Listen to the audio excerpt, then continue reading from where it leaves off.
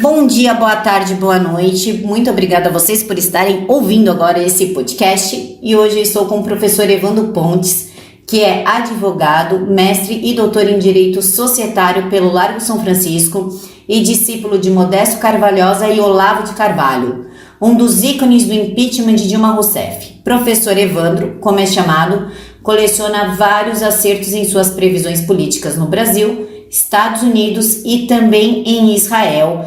Já quero agradecer a Ana Paula Henkel pela introdução, dela essa introdução no Estadão, e já avisar o pessoal que a minutagem de cada pergunta do podcast estará na caixa de informações. Professor, muito obrigada por falar comigo de última hora. Camila, eu que agradeço, estou à disposição, vamos ver o que eu consigo ajudar aí o pessoal. Professor, a gente está nesse debate aí da lava-toga, se é lava-toga, se é impeachment, qual que é a melhor saída? Porque estão acusando o pessoal de ser contra, neste momento, contra a lava-toga, estão nos acusando de traidores, falando que nós não temos caráter, que estamos vendidos. Qual que é a verdade? Por que a CPI da lava-toga não é uma boa opção, caso o senhor considere que ela não é uma boa opção? Tá, vamos falar um pouquinho da CPI da lava-toga em relação ao momento em que ela está ocorrendo, tá? A ideia em torno da CPI da lava-toga é uma ideia que já vem sendo discutida há um tempo. É uma ideia que não é de todo inconveniente se debater, eu acho que ela deve ser debatida, mas estrategicamente ela foi colocada justamente na semana que antecede as votações principais de aprovação da reforma da Previdência. Tá? Então, o que acontece? Todo o questionamento que a gente faz é por que essa CPI está ocorrendo no Senado agora? Se ela estivesse ocorrendo na Câmara, ao invés da Câmara estar fazendo a CPI de sinal trocado, que é a da Vaza Jato, se ela estivesse ocorrendo na Câmara, será que eu, Evandro Pontes, estaria apoiando? Obviamente que eu estaria. Se fosse uma CPI da lava-toga na Câmara, para mim não tem problema nenhum. Vai lá, tenta, faz o que for, não tem problema, não tem nenhuma votação fundamental ocorrendo na Câmara. O momento pode ser propício? Pode ser propício. Ou agora, enfim, me parece viável, há uma pressão popular, há um desapreço crescente ao Supremo Tribunal Federal que de 2 ou 3 dias para cá parece que ficou insustentável, né? Até hoje estava todo mundo tolerando. E aí, de 2 ou 3 semanas para cá, ou especificamente 2 ou 3 dias para cá, ficou de repente assim tudo insuportável. Tá bom, se ficou. Mas por que no Senado, né? Então, quer dizer, o timing e a casa em que isso vai ser feito é exatamente a razão pela qual me preocupa. Se essa investigação tiver que ser feita, e que seja por mecanismos parlamentares, por que não fazê-la na Câmara, né? Essa é a discussão que foi colocada e que até hoje não recebi nenhuma resposta viável a respeito disso, né?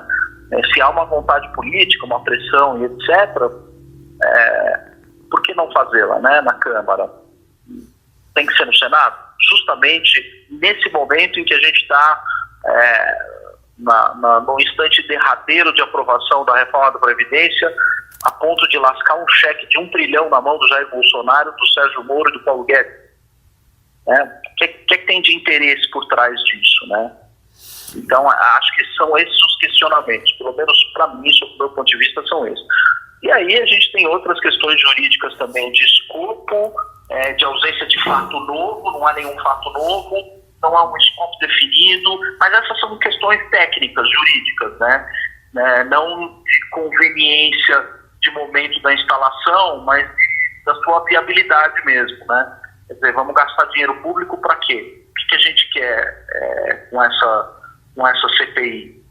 E aí, bottom line, o que a gente tem são pedidos de impeachment feitos por Modesto Carvalhosa, muito bem fundamentados, muito bem instruídos, com robustas provas. Aliás, parte desses pedidos é o que a gente chama de crime de mera conduta, né? Por exemplo, a questão da censura Cruzoé, não precisa de provas, é um crime de mera conduta. Foi, de fato, censurado.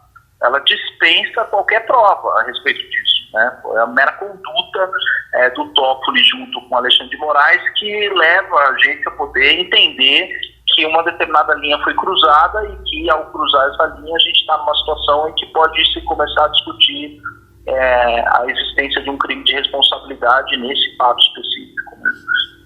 Professor, um dos argumentos que estão sendo usados aí é que a esquerda não assinou a CPI da Lava Toga, mostra uma assinatura do PT, e realmente não tem. Como explicar isso? Porque realmente isso é um ponto intrigante. Como explicar? Do meu ponto de vista, tá? Como é que eu vejo isso? Eu vejo na Lava Toga alguns senadores ligados à esquerda, né? Randolfo Rodrigues, o próprio Alessandro, esqueci o sobrenome dele, ele era do PPS, partido do Foro de São Paulo, integrante do Foro de São Paulo, né? Então, quer dizer, a esquerda está presente nesse processo. E a gente que há muito tempo está acostumado já com esse tipo de estratégia por conta dos debates que a gente tem, não só entre nós, mas do que a gente ouve nas aulas do professor Olavo, isso é um baita de um teatro das tesouras, né? Então, quer dizer, vai você, assina você, a hora que esse negócio for instalado, eu vou colocar 2 meus e a gente troca, você coloca 2 teus e assim vai. E a gente vai, num determinado percurso, buscar o que é de interesse comum para nós, parlamentares da esquerda, né? Então a gente vai buscar esse consenso. E esse consenso ele vai ser buscado. Eu acho que faz parte da estratégia o PT não estar presente para que a adesão dos direitistas debilóides seja uma adesão muito mais tranquila, pacífica. A presença, por exemplo, de um parlamentar do PT na lista de assinaturas de instalação da Lava Toga pode, obviamente, levar a um desarranjo disso que a gente está vendo nas redes sociais, de gente absolutamente desesperada, né? Parece que foi uma coisa que de 2 dias para cá não dá mais para esperar, ficou insuportável, de repente, esses ministros feios e tal, mas não há nenhum fato novo, não há nada, nenhuma matéria jornalística, nenhuma investigação adicional, os fatos são os mesmos, a situação é a mesma, nada mudou. Então, de certa forma, o que acontece? Você colocando o PT de fora disso, sob o ponto de vista formal, mas atuante nos bastidores, atende exatamente a estratégia que eles sempre tiveram desde a década de 80, desde que o PT foi fundado. O PT é assim, ele age dessa forma, de uma ingenuidade colossal, né? A gente vê as pessoas não notando que isso se trata, obviamente, de um teatro das tesouras. Isso é óbvio, isso é evidente.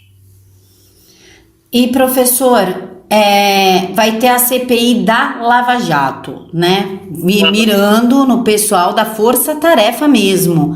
O senhor acha que existe algum interesse por trás, digamos assim, um interesse mauzinho, de fazer isso correr junto com a CPI da Lava Toga? Porque a CPI da Lava Jato já conseguiu as 175 assinaturas. As duas vão ser instaladas, tá? Essa é a notícia chata que a gente tem. A gente tem ainda um jogo de cena em relação à CPI da Lava Toga no Senado. É tudo jogo de cena, essa CPI ela vai ser instalada, tá? E o que é que vai acontecer lá na frente? As pessoas têm a falsa ilusão de que a CPI da Lava Toga, isso é muito, muito, muito importante, tá? É por isso que eu não tenho paciência para debater esse tipo de coisa com quem não tem experiência em política, não tem experiência em processo legislativo, não tem experiência jurídica alguma. Eu não tenho paciência para debater com youtuber esse tipo de coisa. É um bando de imbecil. Então, eu acabo ficando longe desse tipo de debate, porque você não tem nem como começar, porque a pessoa não sabe nem como instala, qual é a documentação necessária, o que é que tem que fazer. Então, vamos falar de como instala uma CPI, tá? Conseguidas as assinaturas, isso é levado para a mesa do Senado vai ter que fazer a abertura da CPI por meio de um decreto legislativo, e nesse decreto legislativo ele tem que definir o escopo da CPI. O escopo não existe. O que existe é um wishful thinking. As pessoas estão achando em suas mentes, em seus devaneios, que o Senado irá investigar o STF ou 2 ou 3 ministros que são do desapreço da população. As pessoas imaginam que o Senado irá investigar Dilma Mendes. Não é isso que ocorrerá. Isso não ocorrerá. O que vai ocorrer é a definição de qual escopo dessa CPI, que lava-toga, digamos assim, é o nome comercial dela, para que você circule via hashtag, mas o nome oficial dela, no fim das contas, será outro. Será aberta uma CPI cujo escopo dessa CPI ele é discutido com a mesa do Senado. Davi Alcolumbre mais 2 ou 3 senadores vão costurar nos bastidores qual será o escopo. O escopo não será um escopo fechado, específico, amplo. A CPI da lava-toga terá por foco o judiciário como um todo, tá? Para que eles possam fugir de vários pitfalls jurídicos, dizer, o Senado não pode interferir nas atribuições de poder judiciário, nem pode, o Senado não pode rever decisões, né? Ele vai investigar pessoas específicas.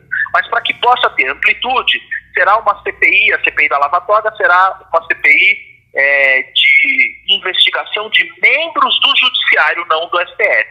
Eles não fecharão no STF, tá? É óbvio que essa investigação não começará e nem atingirá nenhum membro do STF. Atingirá especificamente um ou outro membro do Poder Judiciário envolvido em uma ou outra situação XYZ, em que vai gerar um determinado efeito dominó, em que essa CPI do Judiciário do Senado vai convergir com a da Câmara. Lá na frente, daqui 3, 4, 6 meses, isso vai virar uma CPI mista. Eles vão fundir os trabalhos dessas 2 CPIs em torno de um mesmo projeto de abafa e destruição completa da Lava Jato. Por que isso? Isso eu tenho falado há meses, Camila, eu tenho falado há meses. Por que a Lava Jato parou? A Lava Jato parou porque ela chegou num ponto de inflexão. Qual é esse ponto de inflexão? Descobriram, digamos assim, alguns desvios de dinheiro da Petrobras em relação a um triplex, a um sítio, a reforma de uma cozinha. Mas a reforma da cozinha, ela é 1% do dinheiro desviado. É óbvio que o dinheiro desviado, ele tem um destino determinado pelo Foro de São Paulo. Então, a única forma da Lava Jato sobreviver é avançando para o Foro de São Paulo. Não tem outra alternativa, não tem outro jeito. Para que a Lava Jato sobreviva, ela tem que ampliar o seu escopo. Isso não está ocorrendo, é por isso que ela está morrendo. O que essas CPIs irão fazer? Elas irão fazer um sentido inverso. Elas vão funcionar como uma espécie de blindagem para que a força-tarefa Lava Jato não evolua ou não atinja os partidos políticos e não entre na parte do Foro de São Paulo, ou seja, do uso dos recursos para um projeto ditatorial de poder. É disso que se trata a Lava Jato. A Lava Jato ela é a ponta de um iceberg que desenha, digamos assim, ou explica um projeto ditatorial de poder. Se a gente não invadir essa questão política, a Lava Jato morre. É assim que ela morrerá. Ela morrerá por falta, digamos assim, de amplitude do seu escopo. E como a amplitude do seu escopo será desenvolvida? Por intermédio dessa CPI. Serão essas CPIs que impedirão o avanço da Lava Jato nos próximos anos.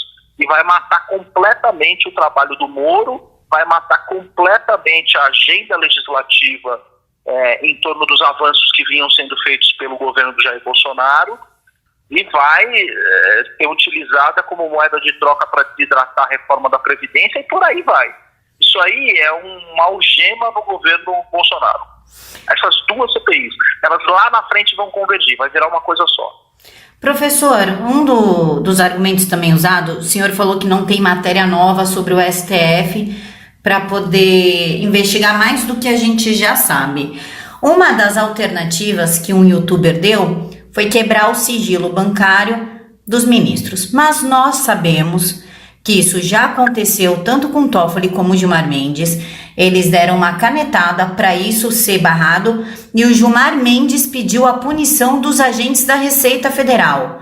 É possível, agora o senhor como advogado, é possível realmente que essa CPI consiga quebrar o sigilo bancário? Como você já bem falou, o sigilo bancário já está quebrado. Quer dizer, as evidências elas já existem. O material envolvendo, eventualmente, ministros da Corte, ao que me consta, estava presente em algumas colaborações premiadas dentro da Força Tarefa Lava Jato. Uma delas era desse senhor que era dono acho que da UTC, o Léo Pinheiro, né, como dizem aí, o Aldemário Pinheiro. Essa colaboração premiada tinha detalhes a respeito do Poder Judiciário. A gente tem as informações que o próprio Antônio Palocci pode prestar. Eu não sei se a colaboração premiada dele foi homologada ou não até hoje, mas a gente já tem esses dados. Essas informações elas já existem. Esses dados já estão presentes. O que ocorre é que esses dados ainda estão sob o artigo 20 do Código de Processo Penal, que impõe um sigilo para o bem da investigação. Um outro dado que eu levantei na entrevista com a Ana Paula Henkel, que você citou agora, é exatamente a postura do Ministério Público Federal e da Força Tarefa em relação ao sigilo dessas informações, né? Para mim, eu acho que, do ponto de vista não só de cidadão, mas como estratégia jurídica, esses sigilos já deveriam ter sido levantados há muito tempo, né? Isso deveria ter sido colocado à disposição da imprensa, à disposição de outros veículos, para que as pessoas pudessem tomar conhecimento do que é que foi discutido, das provas que foram colhidas e a razão pela qual essas provas que foram colhidas até agora não geraram nenhum tipo de denúncia, processo penal, seja por uma ineficiência na gestão da Raquel Dodge, seja por alguma estratégia do Rodrigo Janot, que deixou de fazer alguma coisa para fazer outras. Então, essas questões todas de temas que já foram objeto de quebra de sigilo e que agora sofreram algum tipo de arquivamento, apagamento, eliminação dos detalhes, já poderiam ter vindo à tona. A sua pergunta, será que a CPI consegue, digamos assim, recuperar essas informações? Eu não saberia te responder. Poderes ela pode ter para fazer isso, né? Agora, não sei se ela consegue recuperar uma informação que já foi arquivada pela Justiça, porque se a Justiça arquiva, isso é exercício do Poder Jurisdicional, portanto está dentro da atribuição do Poder Judiciário, né? Agora, desarquivar algo que o Judiciário arquivou, ainda que seja algo contra os próprios ministros, será que a CPI pode, de certa forma, entrar no mérito dessa decisão? Se esse assunto que a própria Justiça estabeleceu sigilo, pode uma CPI dizer, não, eu vou entrar no mérito dessa decisão e quebrar esse sigilo? Ou eu vou entrar no mérito dessa decisão e vou desarquivar esse material? Porque o material ele foi arquivado mediante exercício do Poder Jurisdicional. Quer dizer, uma decisão é uma atribuição exclusiva do Poder Judiciário. E a gente cai naquele artigo que eu vi, o recorte que eu fiz, né? Fui eu que tirei a foto lá do artigo 146 do Regimento Interno do Senado, que já está rodando aí, já vi até em tweet de gente grande. Eu recebi em vários grupos, né? Eu falei, a foto que eu tirei aqui estou recebendo agora em grupo de WhatsApp e tal. E que é exatamente o que a gente está discutindo. Será que a CPI vai ter esse poder? Olha, há muitas controvérsias. Assim, na prática, quando a gente começa a descer no detalhe e imaginar, tá bom, vamos ver na prática como isso vai ser feito. Como é que isso é feito? Tem que ser aberto um ofício, mandado para quem assina, quem tem esse poder. Posso pedir? Eu vou pedir para a Receita vai mandar? Não vai? Como é que isso vai ser feito? Quando você entra nesse detalhe, aí o youtuber desaparece, né? Porque o que ele tem é aquele wishful thinking, aquela coisa, aquele ímpeto, vamos caçar bandidos, etc. Mas na hora de implementar, Como é que a gente faz, né? Aí todo mundo foge da raia. E quem é que são os experts em implementar essas coisas? É a esquerda. É a esquerda que domina o aparato burocrático, né? E assim, esse aparato burocrático que eu conheço e estou comunicando, eu já estou adiantando para os nossos amigos bem intencionados da direita, não ocorrerá. Porque esse aparato burocrático é 100% dominado pela esquerda. Tem um artigo meu no Renova Mídia, exatamente sobre isso. Eu falo, a direita não sabe legislar. A gente não conhece o aparato burocrático. As questões de corredor, de como é que você faz para se utilizar de uma CPI com fins investigatórios. As pessoas não sabem como é que funciona. Professor, o senhor chegou num ponto que eu acho que interessa muita gente e a mim também. Uma CPI, tem a CPI mista, tem a CPI provisória, tem CPI de tudo que é jeito. Como é que funciona e o quanto de dinheiro público que vai nessas CPIs? Como que ela é formada? Qual que é a estrutura dela? Normalmente uma CPI vamos falar como é que funciona o processo legislativo, fica mais fácil de entender, tá? O processo legislativo, você tem lá os deputados e senadores, os projetos de lei eles podem sair tanto da Câmara quanto do Senado, tá? Um projeto de lei, antes de ser debatido no plenário, ele tem que passar por comissões. A primeira comissão pela qual ele passa é a chamada Comissão de Constituição e Justiça. Tá? Além da Comissão de Constituição e Justiça, você tem que passar o projeto nas chamadas comissões temáticas. Então, por exemplo, se você quiser fazer um projeto sobre casamento gay, você tem que primeiro passar pela Comissão de Constituição e Justiça, depois tem uma comissão temática lá, que é de direitos de cidadania, LGBT e etc. Tem que passar por essa comissão, um projeto dessa natureza. Tá? Então você debate nas comissões. Depois de debatido nas comissões, que não tem poder vinculativo, elas podem inclusive até indicar para um arquivamento e etc. Esse projeto vai para a mesa da Câmara, que joga para o plenário, e do plenário você tem a votação. Então você percebe como o processo legislativo é indissociável das chamadas comissões. Sim. Você tem um monte de comissão, tanto no Senado quanto na Câmara.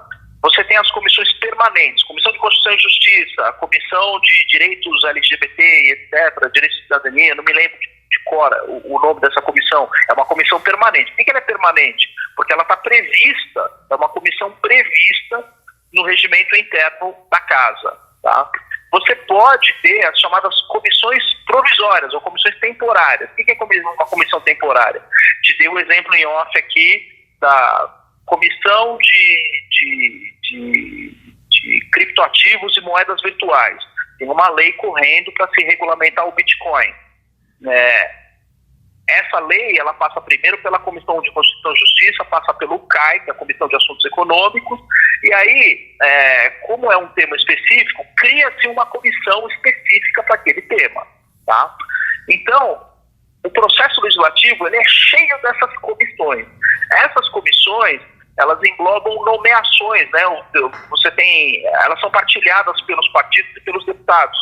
Os partidos têm percentual nessas comissões e eles podem indicar deputados. E os deputados podem indicar auxiliares para trabalhar dentro dessas comissões. As comissões têm salas dentro do anexo da Câmara e do anexo do Senado.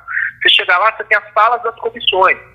Um corredorzão enorme, cheio de sala, com um monte de comissão, com um monte de gente trabalhando lá. Gente indicada, de segundo, terceiro escalão. Então você tem um movimento de dinheiro muito grande para instalar uma comissão como essa. Não tenho de cabeça aqui quais são os valores de orçamento para que você possa, de certa forma, instalar uma comissão de natureza deliberativa legislativa.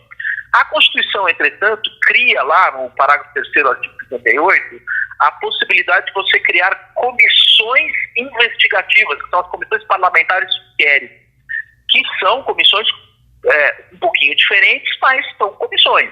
Você abre essa comissão com 1/3 dos votos da Casa, pede para a mesa da Câmara ou para a mesa do Senado instalar a comissão, ele vai baixar um decreto legislativo instalando, dizendo qual é o escopo dela, o que ela tem que fazer, o que ela tem que investigar, qual é o prazo de duração dela, quanto tempo ela vai ter de mandato, né? E pense assim, isso é um mandato indireto, você vai dar um mandato para um parlamentar investigar qualquer cidadão do mundo do mundo, não digo qualquer brasileiro, dentro daquele escopo ali, daquele escopo previsto pelo decreto legislativo. Então, você dá um poder para aquele cara. Além de dar um poder para aquele cara ou para aquela deputada, você dá um pedaço do orçamento, você dá um budget, dá um dinheiro para ele. Com esse dinheiro, ele vai, de certa forma, fazer as diligências de investigação e etc., e nomear cargos. Tem todos os auxiliares que trabalham lá, assessores de comissão. Então, você tem um emprego de recursos para isso. E como a gente também estava falando, a finalidade de uma comissão, diferentemente de uma investigação policial. A investigação policial ela é técnica. A comissão parlamentar de inquérito, não, ela não é técnica. Por mais que as pessoas venham falando muita besteira a respeito disso, é gente que nunca pisou numa sala de comissão, é gente que nunca esteve numa sessão extraordinária de CPI, ouvindo depoimentos, não sabe como é que funciona, não sabe a diferença entre um inquérito policial, uma audiência judicial e uma comissão parlamentar de inquérito. Um advogado experimentado que já esteve presente tanto numa audiência civil, numa audiência criminal, numa delegacia, atendendo um cliente, ou numa comissão parlamentar de inquérito, sabe a diferença entre um e outro. A comissão parlamentar de inquérito, ela não é técnica, ela é política, ela tem natureza política. O deputado que está ali agindo numa comissão parlamentar de inquérito, ele sequer tem instrumentos técnicos de investigação que se comparem ao de um delegado de polícia ou de um escrivão de polícia. Não tem a menor, é completamente diferente. Então a CPI ela tem uma finalidade política. Uma vez instalado, você passa o mandato para determinados deputados que vão fazer esse tipo de investigação, mas a investigação com objetivo, finalidade, escopo político. É político, é de natureza política. Então, CPI tem sim toma lá da cá, CPI tem jogo de interesse, CPI tem tira esse, põe o meu, coloca esse, eu vou arrolar fulano, e aí quando fulano vier, ele vai dar o silêncio, e aí você vai inquirir o meu, eu vou inquirir o seu. É óbvio, tudo é acertado politicamente. Não tem nenhum viés técnico de, como a gente chama no direito, busca da verdade real. Não tem, isso aí não tem, isso é no processo penal. E, diga-se de passagem, apenas parte dos juízes defende que o processo penal tem a finalidade da busca pela verdade real. Outros vão dizer, não, é uma busca meramente formal, é chamada verdade formal, é a busca do processo, é a busca, enfim, da verdade documental. Já a CPI, ela tem compromisso zero com a verdade. Zero, nenhum. Ela é política. Então, ela tem uma natureza eminentemente retórica, de construção de narrativa e etc. A partir dali, as descobertas são mandadas para o Ministério Público e com as informações colhidas nesse processo político em mãos do Ministério Público é que você pode ter ou não o uso técnico dessas informações. Mas a parte técnica de uma CPI, ela só ocorre depois do relatório. Então, voltando aqui ao processo, a gente vai fazer a instalação, isso vai dar poder aos deputados para inquirir testemunhas, buscar documentos, tomar depoimentos das pessoas.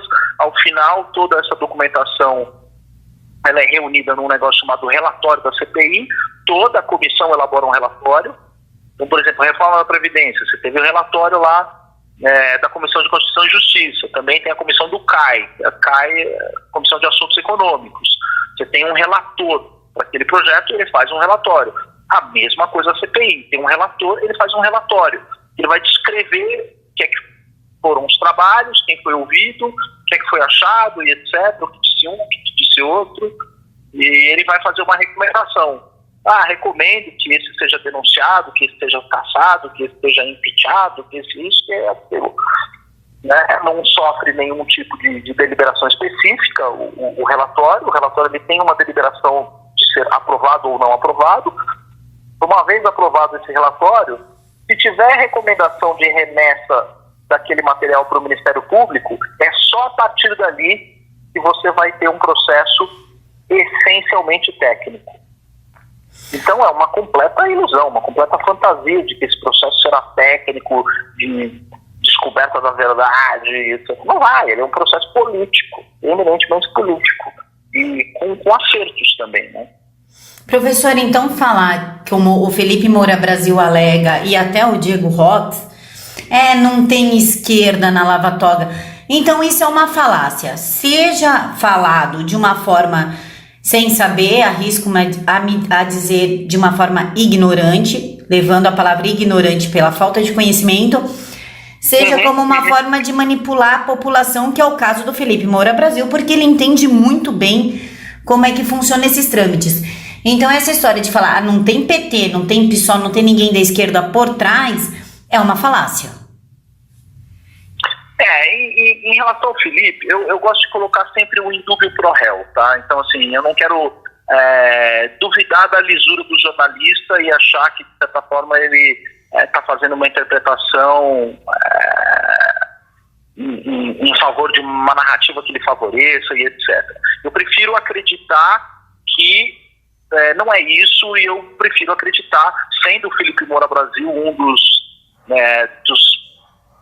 mais eminentes alunos do Olavo de Carvalho, como a gente estava falando em off, até um tempo atrás a gente via bastante, né, o Felipe Moura Brasil no chat do COF, né, ele é um cara muito presente, muito atuante, para mim um dos olavistas mais fundamentais. Tem o Felipe Moura Brasil, talvez o Olavo não teria a popularidade que o Olavo tem hoje por conta da obra que o Felipe Moura Brasil organizou para o professor Olavo. Então, acho que tudo isso são credenciais, né? A associação do Felipe Moura Brasil com o Olavo de Carvalho, que é inegável, dá ao Felipe Moura Brasil uma credibilidade que as pessoas vêm questionando ultimamente. Não, o Felipe Moura Brasil, ele é olavista, sim, ele é um entusiasta de Olavo de Carvalho, assiste COF, e por isso ele é uma pessoa da qual eu não tenho o menor direito de desconfiar da lisura dele. E tenho visto as postagens, as posturas, e colocaria essas posturas do Felipe Moura Brasil em relação ao entusiasmo que ele demonstra em face da CPI, é um entusiasmo decorrente de uma reflexão curta. Tá? Então, eu não vejo o Felipe Moura Brasil com todos os elementos para chegar na conclusão que nós estamos chegando juntos aqui nesse bate-papo. Eventualmente, se fosse dada a oportunidade a ele de ter esses elementos dos quais eu acredito que ele desconhece, por exemplo, assim, detalhes, a gente está falando de detalhes burocráticos de como é que funciona uma CPI. Eu duvido que ele saiba, isso é uma coisa muito específica. Até o professor Olavo desconhece, então é coisa de quem já foi muito lá para Brasília, enfim, já advogou, já defendeu o interesse de cliente, etc., e sabe dos detalhes e, inclusive, como é que funciona a estratégia processual de uma CPI, né? Então, quando você se envolve com o detalhe burocrático disso, do qual o Felipe está distante, você acaba tendo esse tipo de resultado, né? Como foi, por exemplo, a postura do Felipe, a postura do Nando Moura, que se flexibilizou depois que ele viu o vídeo do Olavo, né? Ele deu uma flexibilizada na postura dele e tal. Eu reputo toda essa euforia em relação à CPI de uma euforia típica de quem desconhece o trâmite burocrático, e não só o trâmite burocrático, mas toda a estrutura do estamento burocrático que se utiliza desse instrumento como forma de manutenção do poder, né? Então a CPI é um instrumento de manutenção do poder do establishment.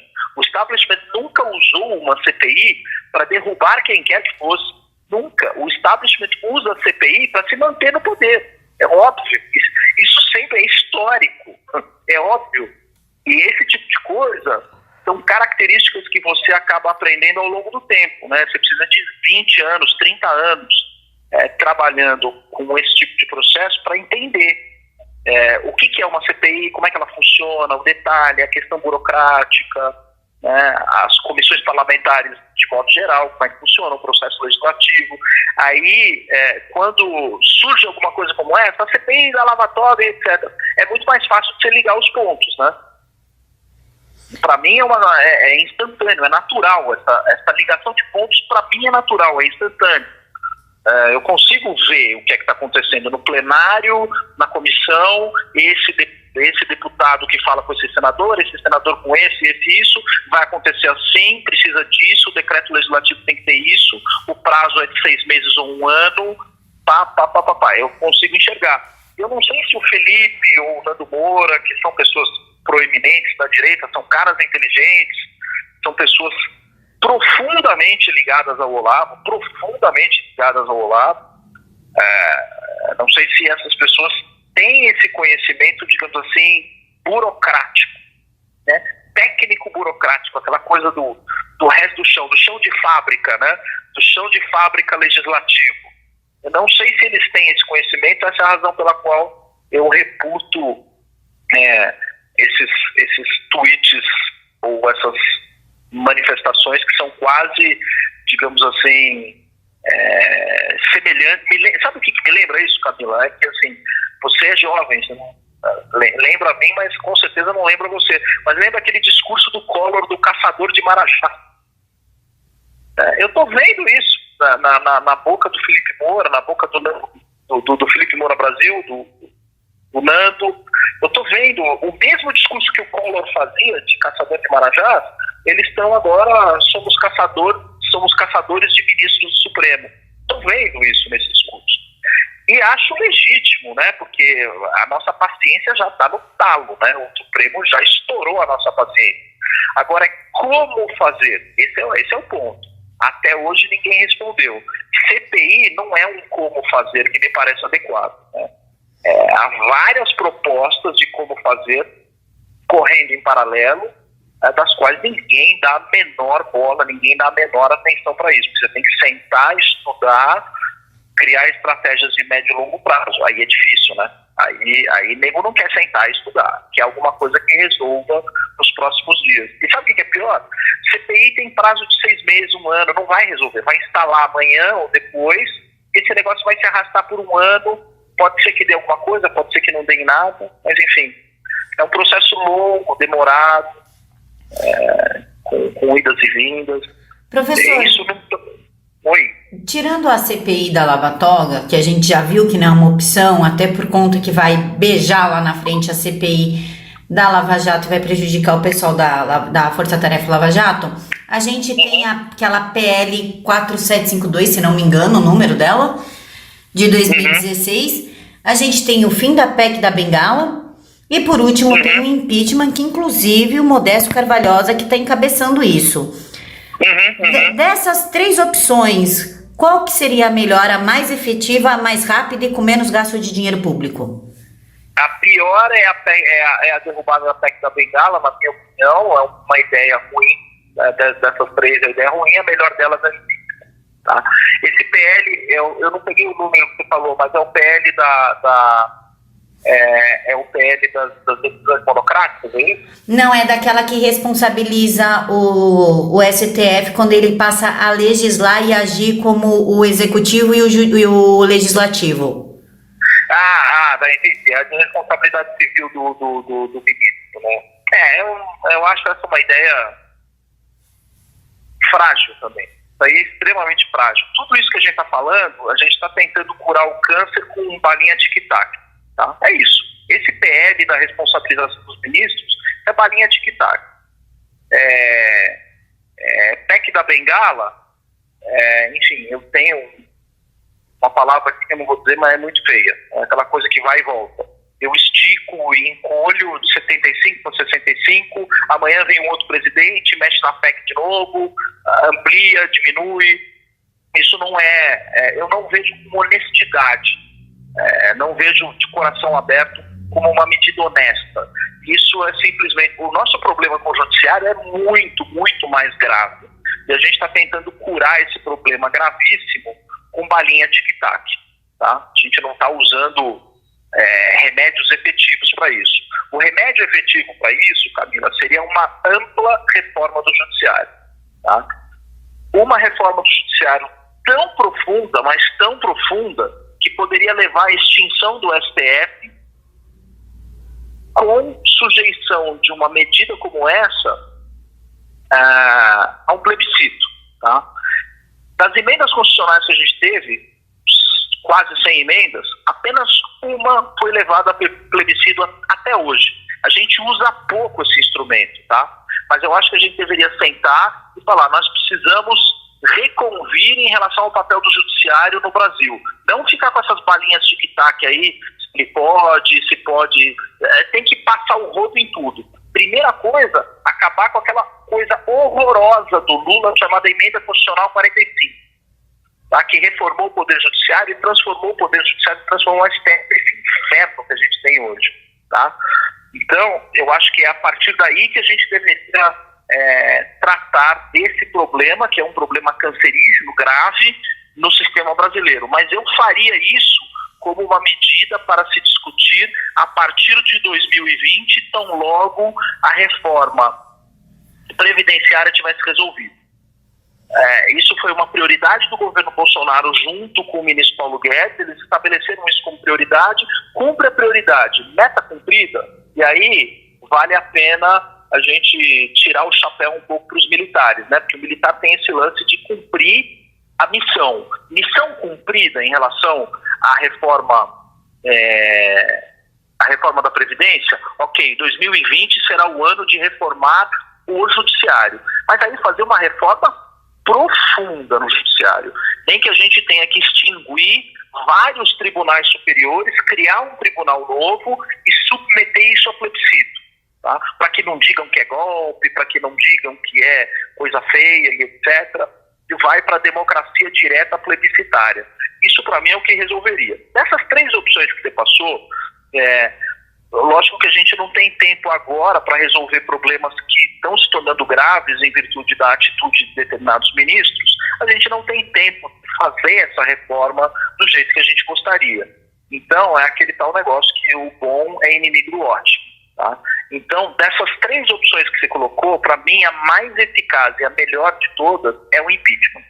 Então, a gente já tem pedidos ajuizados no Senado contra vários ministros, pedidos muito bem fundamentados por um jurista inquestionável, que é o professor Modesto Souza Barros Carvalhosa. É um jurista inquestionável, inteligentíssimo, do mais alto gabarito. Quer dizer, ele é um cara bem qualificado, fez ótimos trabalhos em relação a isso, e muito cá entre nós, né, Camila? A gente já derrubou 2 presidentes. Sim, para derrubar um ministro não deve ser tão difícil assim, né? Não deve ser tão difícil, pelo amor de Deus, né? O pessoal aí falando, e assim, para você pressionar para a lavatória, você precisa de 27 senadores.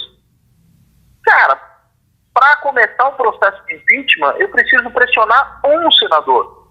Só um. Eu preciso tornar a vida do Alcolumbre um inferno. Ele precisa ser muito pressionado.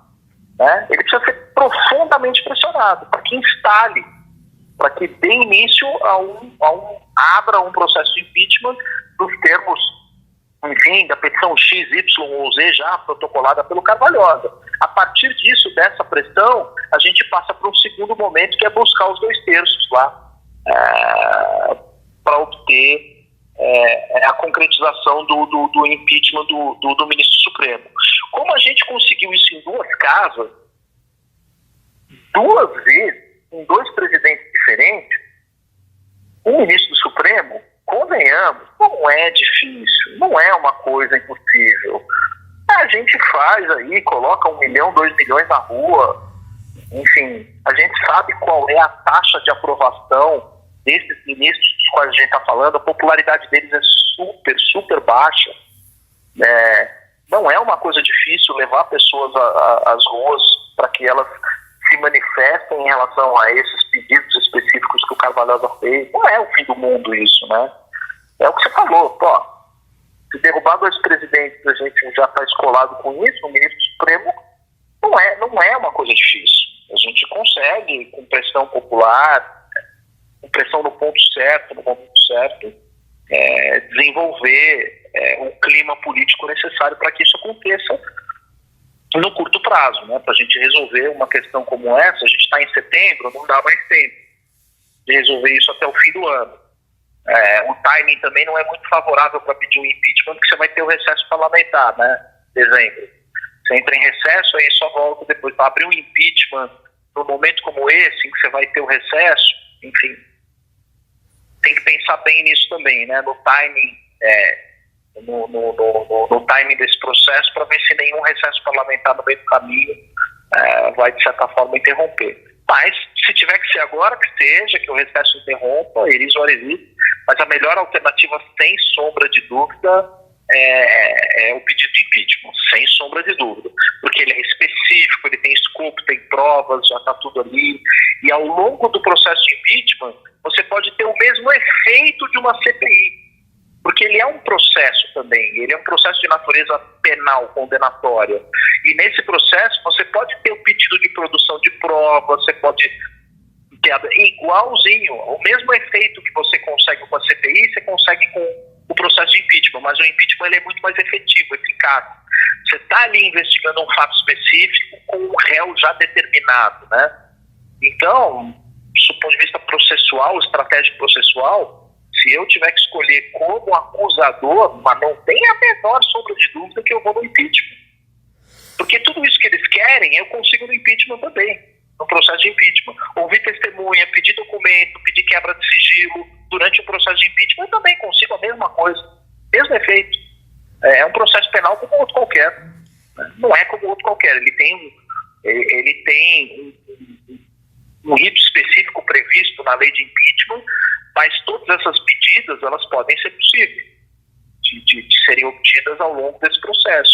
Você tem uma atividade probatória, o indiciado ou processado em impeachment também vai ter o seu direito de defesa, de produzir suas testemunhas, de se justificar e etc. Até do ponto de vista da justiça processual, o impeachment é um processo de muito mais qualidade do que a CPI, né? Até do ponto de vista de direito de defesa. É bem melhor, o processo de impeachment é bem melhor. Ele é melhor para os dois lados. Professor, eu vou para a minha última pergunta, que eu já tomei muito tempo do senhor, já são quase 50 minutos aqui o senhor comigo. A entrevista comigo é uma hora, meu filho. É isso que eu gosto de falar.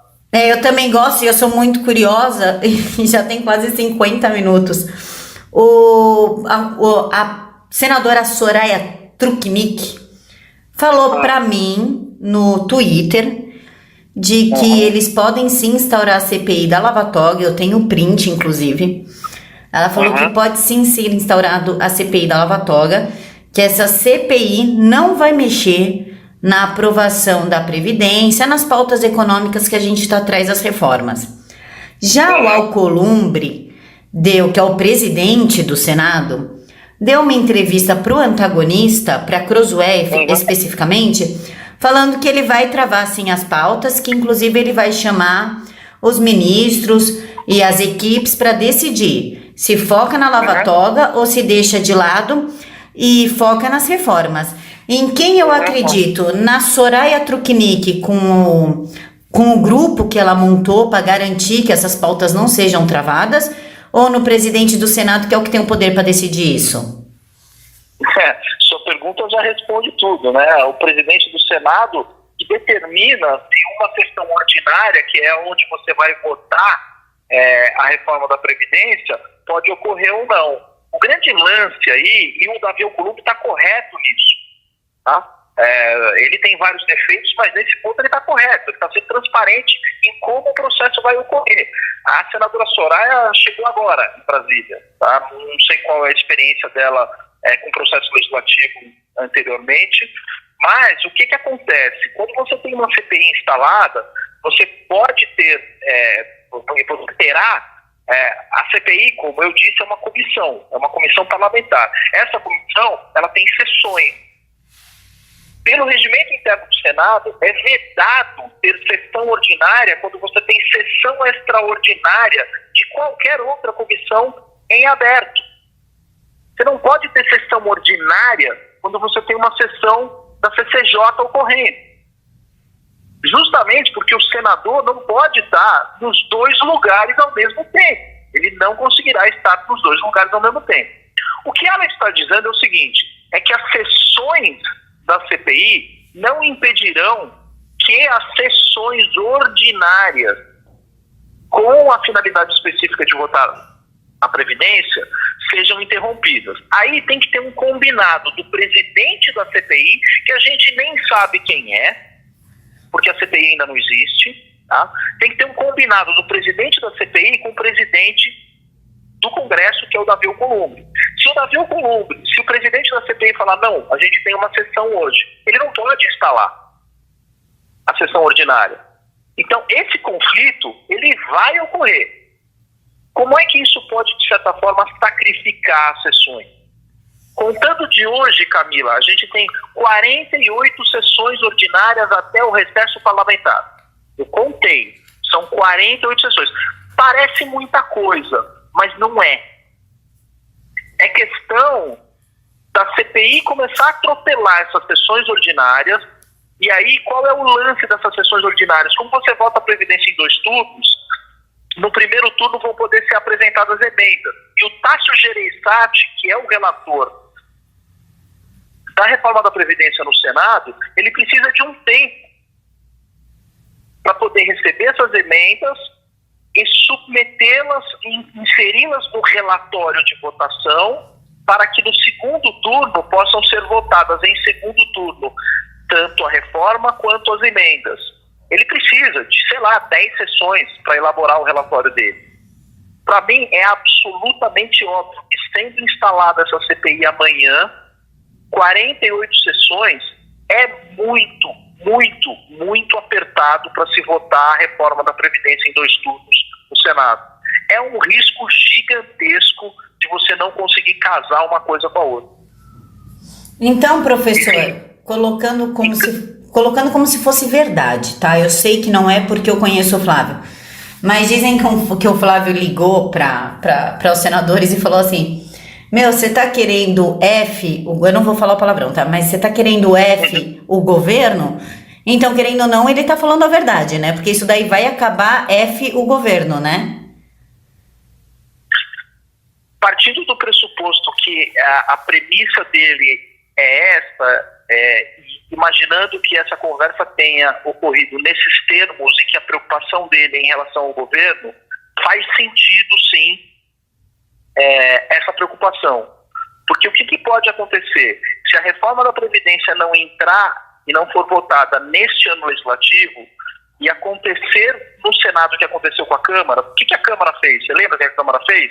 Ao invés de votar os 2 turnos antes do recesso, a Câmara votou o primeiro turno antes do recesso, deixou o recesso ocorrer para votar o segundo turno depois do recesso. Sim. Então, a Câmara comeu um baita tempo de processo legislativo da reforma.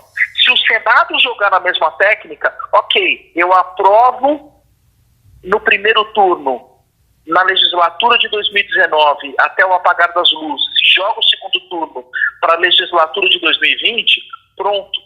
Eu não consigo aproveitar o efeito da reforma em 2020. Entendi. E aí o governo terá seríssimas consequências de natureza fiscal. E a gente vai ficar naquela situação de que o presidente vai ter que emitir, ou quebrar a regra de ouro, ou decretar moratória, ou porque a conta hoje, que dia é hoje? Deixa eu ver aqui, hoje é dia 16 de setembro de 2019. Hoje a conta não está fechando. A gente já está numa situação fiscal delicadíssima. Qual é a vantagem de eu aproveitar a reforma fiscal, a reforma da Previdência ainda esse ano? Eu posso aproveitar o efeito fiscal dela já em 2020. Se eu jogar essa decisão para 2020, eu tenho minhas dúvidas. Eu não sei se eu consigo o efeito fiscal dela já dentro do orçamento de 2020. Então eu vou jogar o governo numa situação muito delicada mesmo.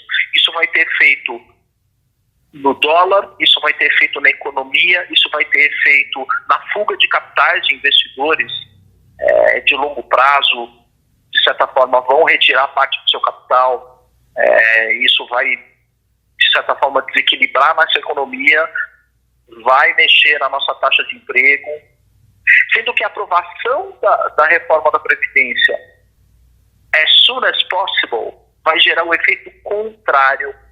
Você vai ter uma queda tremenda de taxa de juros, o câmbio deve despencar, a economia deve decolar de uma maneira muito acelerada ao longo dos próximos meses já, subsequentes à aprovação da reforma da Previdência. Então a gente vai ter, digamos assim, um grau de otimismo muito grande em relação ao Brasil. Muito cá entre nós, Camila. Você consegue ver algum senador daqueles 81 a fim de dar um cheque de 1 trilhão na mão do trio de ferro desse governo? Não. Que é Moro, Guedes e Bolsonaro? Quem dos 81 senadores bate no peito e fala assim: eu estou disposto a dar esse cheque de 1 trilhão na mão de Jair Bolsonaro? Nenhum. Acho que o único é o Flávio. Só sobra ele mesmo. Ele é o único que estaria disposto a dar esse cheque na mão do governo, né? E é um cheque que vai ser utilizado por quem que vai utilizar isso? O próprio Moro no combate à corrupção, o Tarcísio, que vai asfaltar até a Lua, a Damares, o Mandetta na saúde, o Astro Pontes, que vai mandar até Pica Sonsa dar a volta na Lua. Enfim, imagina a quantidade de projetos que a gente pode ter com a entrada de capitais no Brasil decorrente desse ajuste fiscal que a gente vai fazer na nossa economia. A gente vai dar uma destravada na economia tão grande que o governo vai entrar para a história. Alguém quer deixar Jair Bolsonaro entrar para a história? É disso que nós estamos falando. Tá? É disso que nós estamos falando. Então, eu não sei se a senadora Soraya está com um excesso de otimismo e, eventualmente, ela pode estar vendo alguma coisa que eu não estou vendo. O que eu estou vendo é exatamente o que o Davi Alcolumbre está vendo. 48 sessões para resolver esse negócio, que podem não ser suficientes, haja vista que, após a votação em primeiro turno, o relator ele vai precisar de pelo menos 10 sessões para fazer o relatório e jogar as emendas para o segundo turno. 48 sessões é apertado, é razoavelmente apertado. Bota uma CPI no meio desse caminho, em que as sessões extraordinárias da CPI esvaziam as sessões plenárias. É óbvio que o Davi Alcolumbre vai falar assim: enquanto tiver CPI, eu não vou chamar uma sessão plenária, porque vai estar esfriado o plenário, né? Os caras vão estar lá na CPI. Eu vou ter pelo menos 20 e poucos senadores na CPI, discutindo lá as questões da CPI específicas. Então, ele, de maneira prudente, e será correto se ele fizer isso. Eu não posso levar um assunto sério desse, enquanto tem um outro assunto igualmente sério sendo discutido numa sala de comissão. Regimentalmente, ele não pode instalar um enquanto o outro estiver instalado. Agora, se ela confia, e isso vai ser azeitado de uma forma extremamente positiva, que os senadores irão trabalhar de segunda, de sexta, de sábado, se necessário, para a Previdência, ela está vendo alguma coisa que eu não estou vendo. O que eu estou vendo é o que o Davi Alcolumbre relatou. Isso é o que eu estou vendo. Professor, muito obrigada. Já convido o senhor para voltar mais vezes, porque a entrevista foi maravilhosa, super esclarecedora. O senhor aceita meu convite para voltar mais vezes? Porque ainda tem um monte de assunto para tratar com o senhor, tipo o processo do Flávio. O senhor aceita então, voltar? Vamos, com certeza. Esse é outro assunto que a gente pode bater um papo longo aí, e que a minha experiência como advogado em direito societário pode ajudar muito, né? Acho que eu tenho muitas coisas a acrescentar. Já antecipo que eu não conheço o processo, não conheço os detalhes do processo, posso eventualmente estar chutando, falando algumas bobagens, mas eu posso instruir as pessoas como é que funcionam essas coisas de pequenas empresas, de distribuição informal de lucro, esse tipo de coisa, como a coisa é na prática. Então eu posso trazer algumas informações para que as pessoas reflitam, né, a respeito da situação dele, né? Professor, muito obrigada. Pessoal, o Twitter do professor está aqui na caixa de informações. Sigam o professor, assim a gente consegue analisar melhor o cenário político e não fica gravando tantas bobagens por aí. Professor, muito obrigada pela sua atenção, pelo seu tempo. Obrigada mesmo, de coração. Foi um prazer. Conte comigo. Obrigada, professor.